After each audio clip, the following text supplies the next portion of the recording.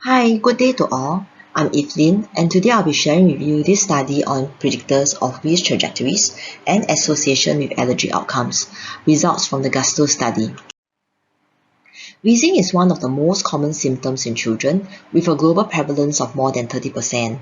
Due to the highly heterogeneous nature of childhood wheezing, better understanding of wheezing phenotypes and their associated risk factors is critical to developing interventions. The first study on the classification of asthma based on observations of wheezing was conducted by the Tosca Children's Respiratory Study, and they proposed 4 trajectories, namely no wheeze, transient, late onset, and persistent. Subsequently, analysis approaches were extended to the use of unsupervised data-driven statistical methods such as group-based trajectory modeling and latent class analysis. So these methods, they do not rely on a priori definitions to derive homogeneous trajectories from longitudinal data. So unsupervised data-driven approach is increasingly used by a number of cohorts, such as the LSPEC and the Southampton's Women's Survey cohort to identify wheeze trajectories and its association with asthma development. However, the current studies on wheeze trajectories are mainly conducted in non-Asian populations, where the genetics and environmental drivers of wheeze differ from that in Asian populations. Hence, we studied this in Gusto, above cohort in Singapore, where we recruited 1,247 mothers from the 3 Asian ethnic groups. So there's very close longitudinal follow-up in this cohort, as well as deep phenotyping and biosampling. The children are now between 10 to 12 years of age. So using group-based trajectory modeling, wheeze trajectories was generated across the first 8 years of life, where we explore associations with allergic comorbidities, identify risk factors predictive of each trajectory, as well as compare gut microbiome composition among the wheeze trajectories. We hypothesize that there are distinct wheeze trajectories and differential risk factors, as well as allergic comorbidities and gut microbiome associated with the wheeze trajectories. Skin prick testing was carried out at a number of time points to the major relevant allergens in Singapore. Assay of cytokines and chemokines were carried out in maternal blood and cord blood.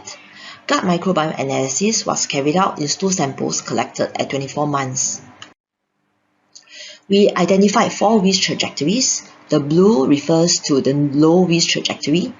The red refers to early onset transient. The green refers to late onset transient, while the purple refers to persistent wheeze trajectory. We next determine if prenatal factors are associated with these wheeze trajectories, and we found that maternal history of allergy increased the odds of development of late onset transient wheeze. Looking at environmental factors, maternal tobacco exposure during pregnancy, childcare attendance in the first year of life, rhinitis and respiratory infections in the first 6 months increased the odds of early onset transient wheeze, while dog ownership increased the odds of late onset transient wheeze. Lower birth weight and eczema increased the odds of persistent wheeze.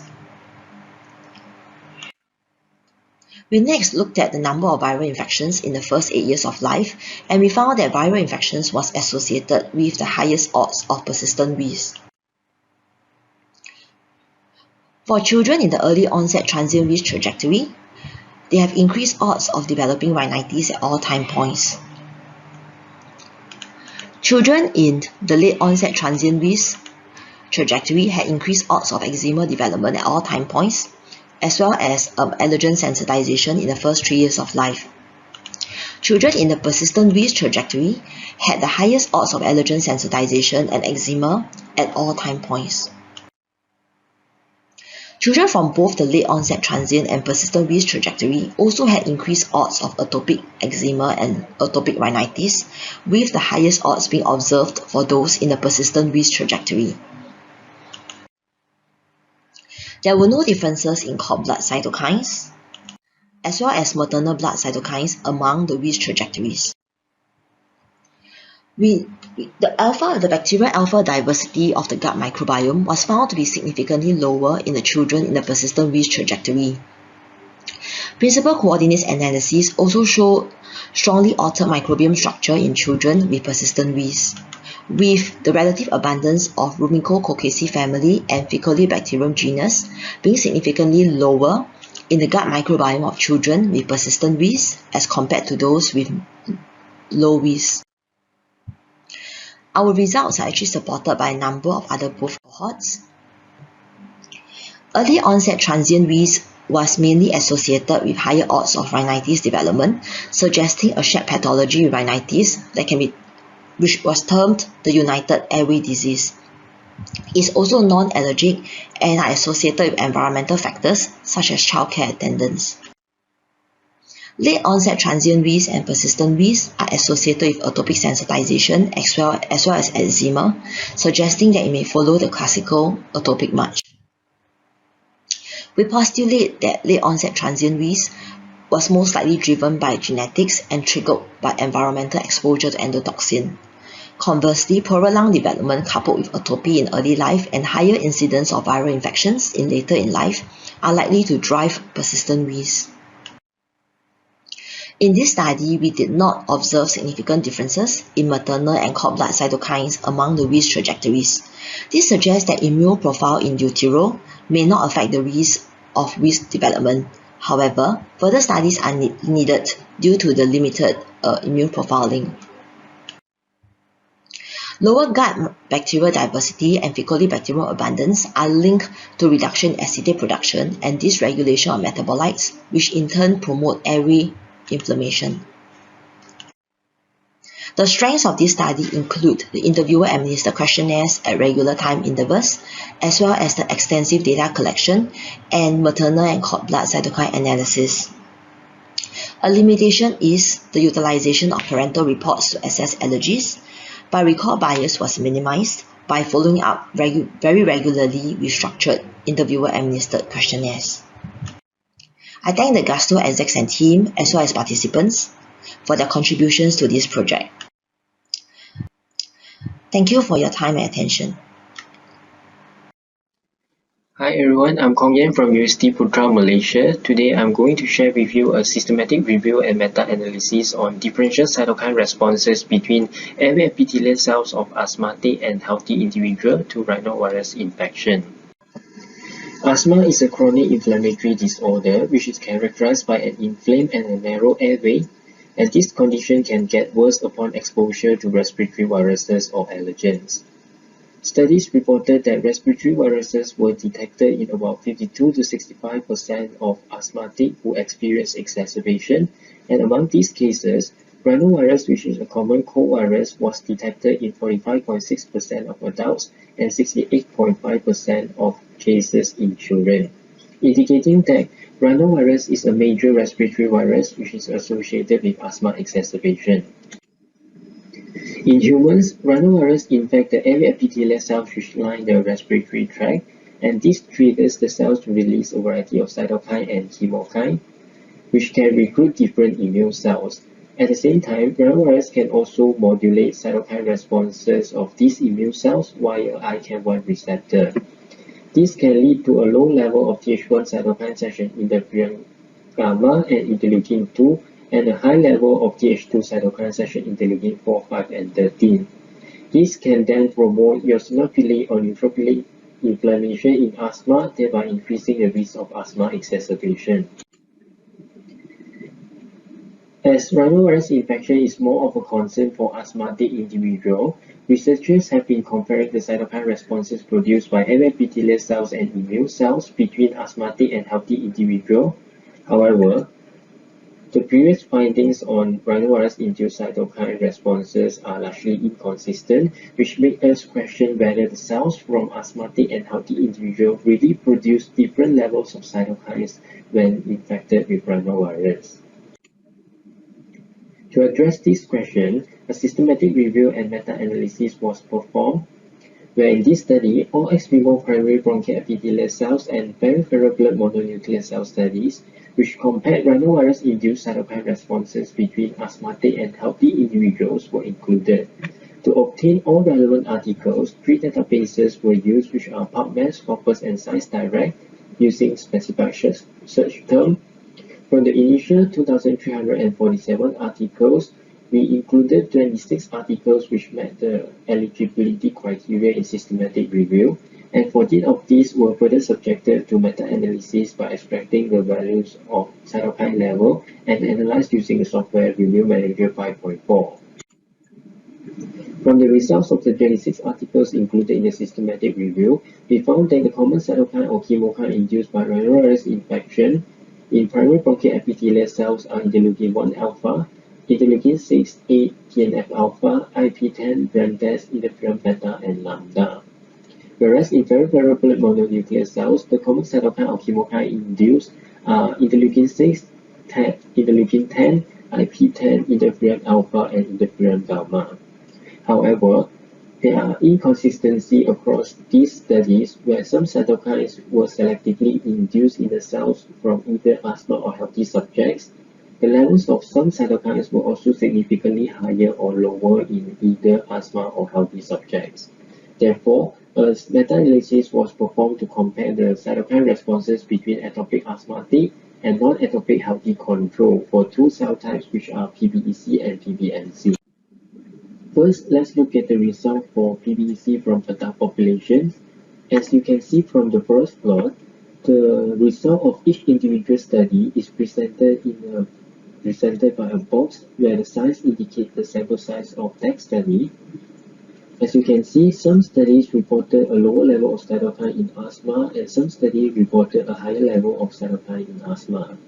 By statistically combining these studies, we found that interferon beta is produced in a significantly lower level by PBEC from asthmatic adults compared to healthy adults, whereas there is no significant difference for interferon lambda. There is also no significant difference for interleukin-6 and interleukin-8, IP-10 and BRAF between PBEC from asthmatic and healthy adults. Whereas for PBEC from children, we found that interferon beta and interferon lambda are produced in significantly lower levels by PBEC from asthmatic children compared to healthy children, whereas there is no significant difference for interleukin-8. On the other hand, for peripheral blood mononuclear cells, we found no significant difference for the levels of interferon alpha, whereas the levels of interferon gamma produced by PBMC from asthmatic adults were lower compared to healthy adults, with a p-value close to 0.05.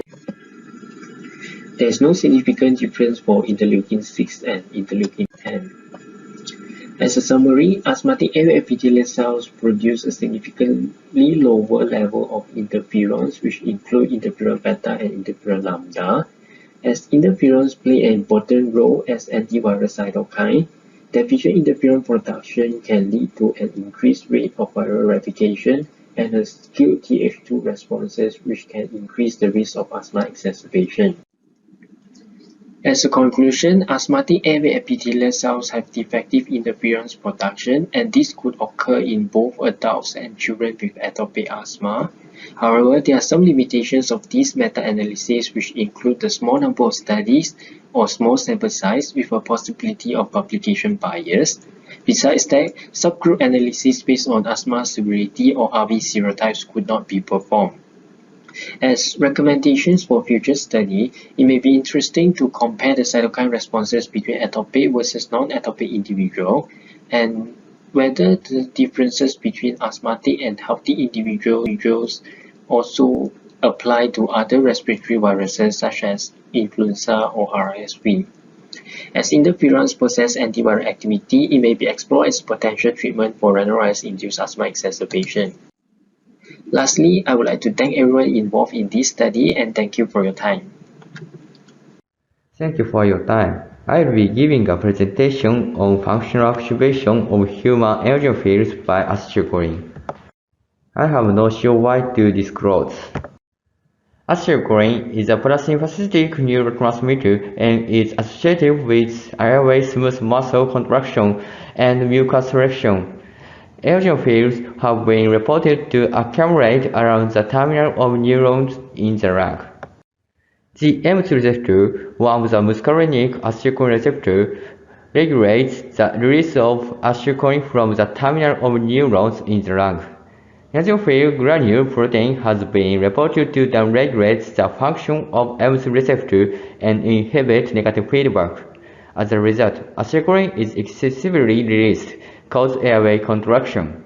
However, the mechanism of accumulation of eosinophils around the terminal of neurons in the lung has not been fully elucidated. We hypothesized that acetylcholine may directly activate eosinophils and investigated the effect of acetylcholine on human eosinophil functions.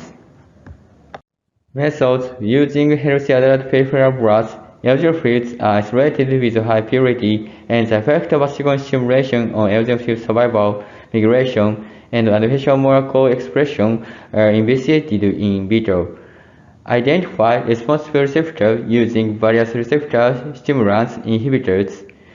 The messenger RNA expression of muscarinic acetylcholine receptor in eosinophils were quantified by real-time PCR and compared with that in other organs. Result: first of all, regarding the prolongation of survival, although not as effective as the effect of IL-5, acetylcholine showed a concentration-dependent progression of eosinophil survival, with a significant difference at 2 mmol acetylcholine. Regarding the expression of adhesion molecule, acetylcholine predominantly enhances the expression of the adhesion factor CD11B in concentration dependent, while CD62L was significantly decreased. As for migration, placing eosinophils in upper chamber and acetylcholine in the lower chamber induced unilateral eosinophil migration, chemotaxis. When experiments were conducted with M1 M3 receptor agonists of the acetylcholine receptor pilocarpine, there was a concentration-dependent tendency to prolong survival. This suggested that M1 or M3 receptor may be involved in the process. To further identify the responsive receptor, inhibition experiments were conducted on antagonist of the M3 receptor for DAMP, and antagonist of the M1 receptor philenzepine. For DAMP predominantly inhibited the prolongation of eosinophil survival by acetylcholine, while philenzepine had no significant effect. This suggests that the activation of eosinophils by acetylcholine is likely to involve M3 receptor more strongly. Furthermore, experiments with the nicotinic acetylcholine receptor agonist DMPP showed a concentration-dependent inhibition of eosinophil survival. Inhibition by mecamylamine under the addition of DMPP inhibited the inhibition of eosinophil survival by DMPP in a concentration-dependent, and reversibility was also demonstrated. Next, an antagonist of a nicotinic acetylcholine receptor, mecamylamine, did not show any change in survival or apoptosis under acetylcholine addition.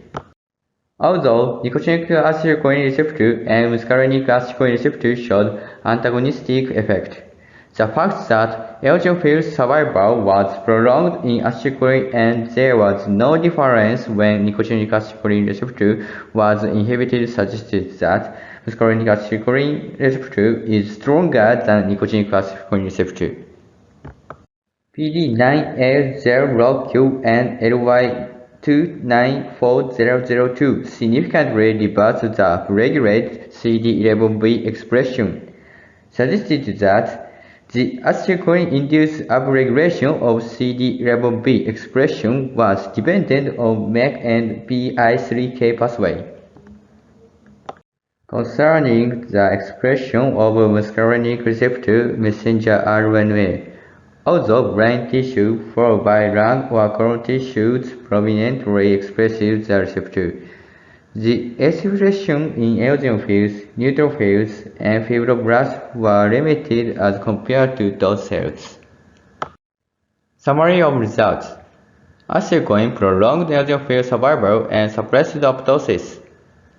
Acetylcholine upregulated the expression of CD11B.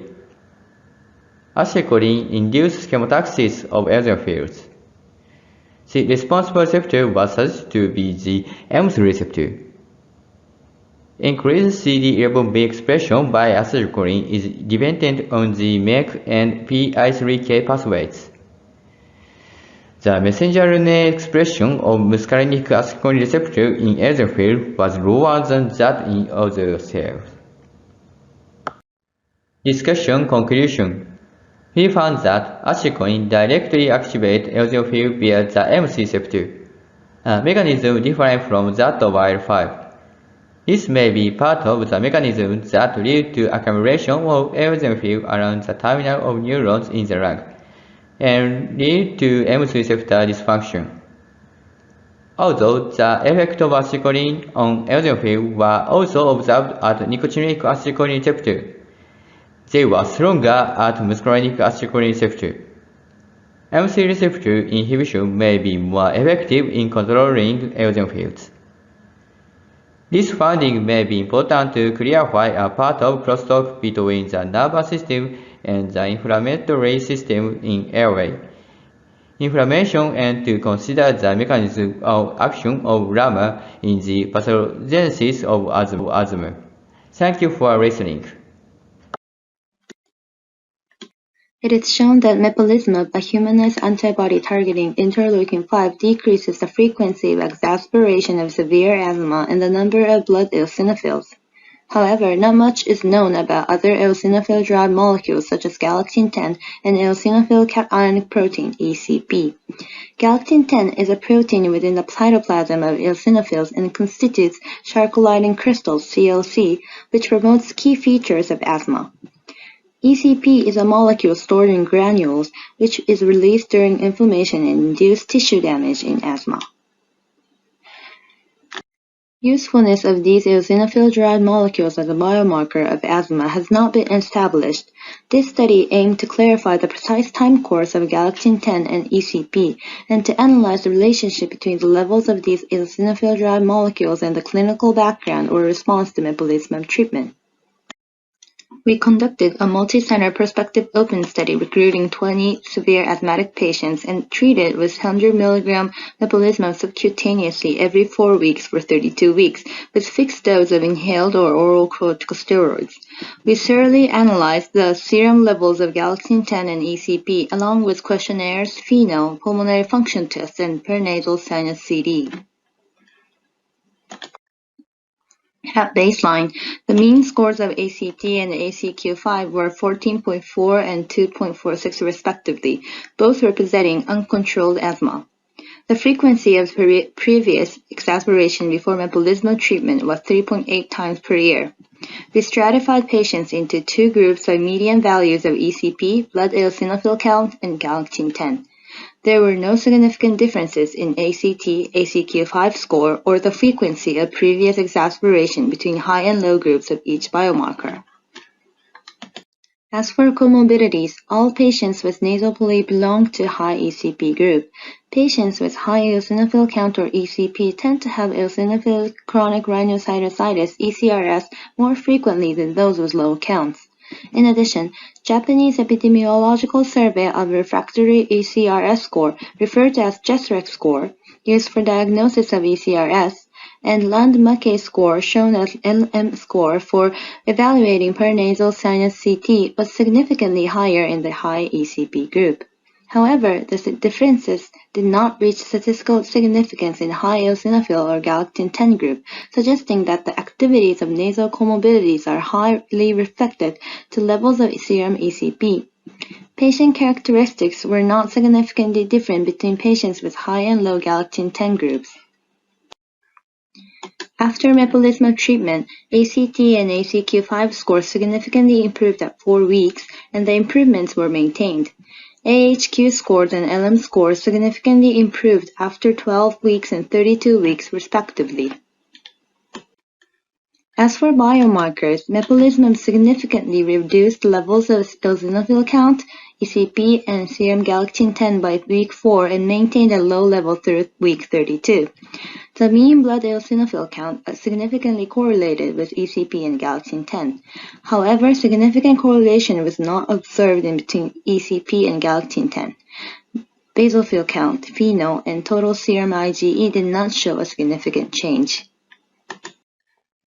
Subsequently, we analyzed the relationship between the baseline value of eosinophil count, ECP, and galactine-10 and the clinical response after 32 weeks of mepolizumab treatment. There were no significant differences in the improvement of ACT, ACQ-5, and LM score based on the baseline values of eosinophil counts, ECP, galactine-10. Regarding FEV1, high ECP and high eosinophil group showed better response. Improvement in FEV1 was significantly higher in high ECP or eosinophil count than those with low values. The FEV1 was numerically higher in high ECP or eosinophil count group throughout the treatment period.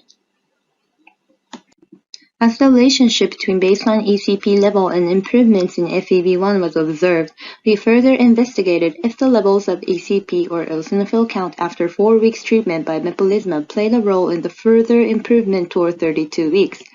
Although differences was not observed based on eosinophil count, ECP group showed an improvement. Patients with measurable serum ECP after 4 weeks of treatment showed higher improvements in FEV1 toward 32 weeks than patients with unmeasurable ECP. FEV1 was further increased toward 12 weeks in patients with measurable levels of ECP only and maintained until 32 weeks. This was the first study to show that serum galactine-10 significantly decreased 4 weeks after mepolizumab, as well as the levels of ECP by licensed dose of 100 mg subcutaneous injection per 4 weeks in real-world settings.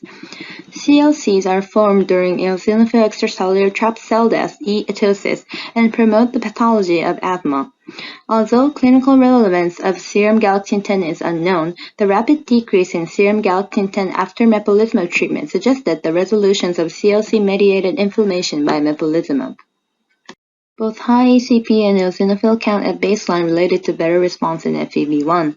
Previous cluster analysis identified the cluster with high ECP, low FEV1, and good FEV1 improvement in response to asthma therapy, and another study showed better correlations of FEV1 and ECP than eosinophil count. Since serum ACP reflects functional releasability of eosinophils, ECP may be a sensitive marker of airflow obstruction than eosinophil counts.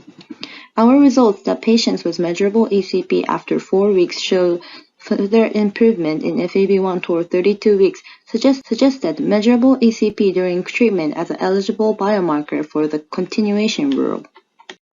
ECP at baseline were significantly related to the higher LM score and higher prevalence of nasal polyp in ECRS.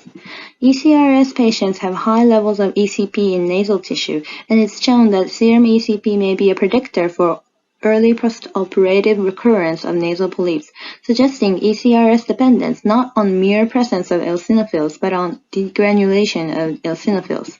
Serum ECP may be useful as potential predictive factor of mepolizumab efficacy for ECRS in severe asthma. These are our conclusions. Thank you for listening.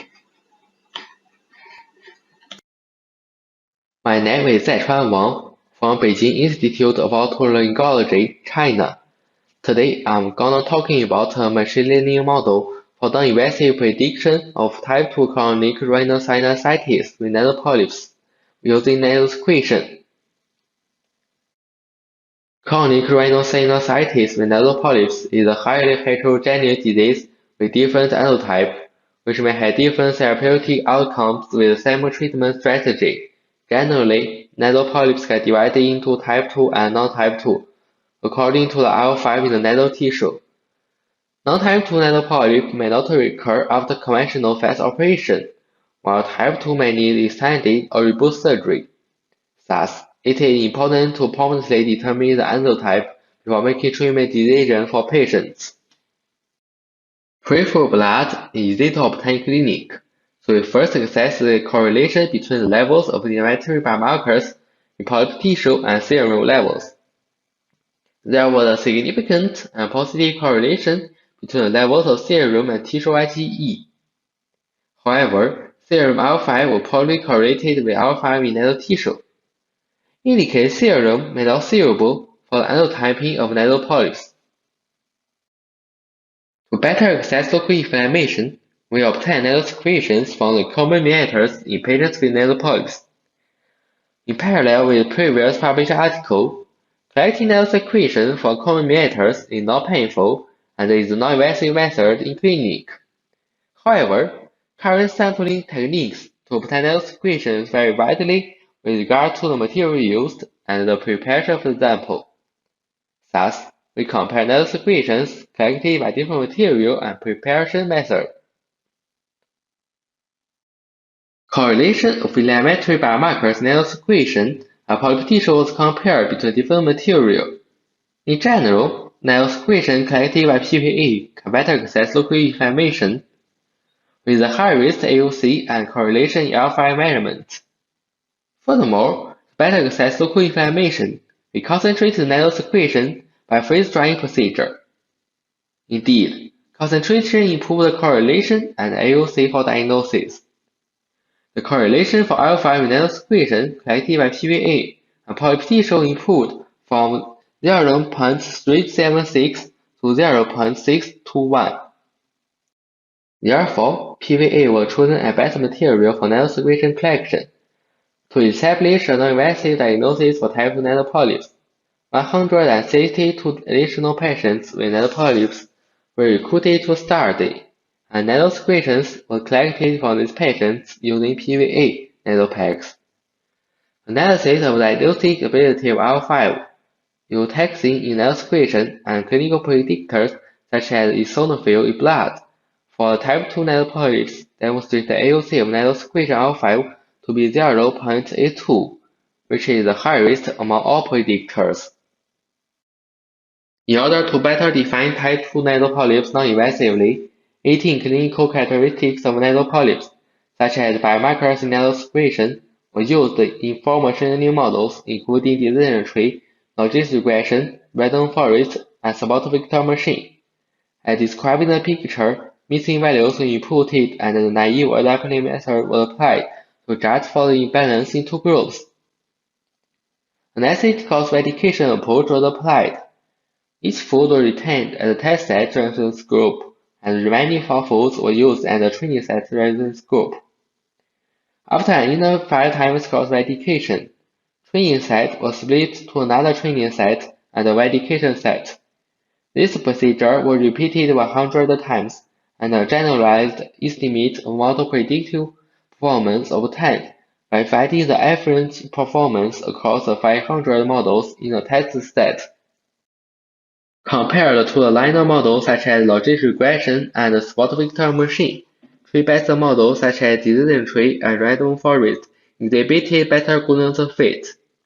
To establish an easy-to-use clinical prediction model, we eventually selected decision tree as the type 2 nanopolyps prediction model, and modified the model by pruning. Based on the AUC value in 5-fold cross-validation, a maximum of 6 leaf nodes were selected for the decision tree. Finally, as described in the picture below, a decision tree model was established. The AUC value for the final model was 0.899, with the accuracy, sensitivity, and specificity of 88%, 80%, and 96%, respectively. In summary, we demonstrated the nanosecretions collected by PVA can better access inflammation in nanotissue and determine the best cutoff of IL-5 in nanosecretions collected by PVA.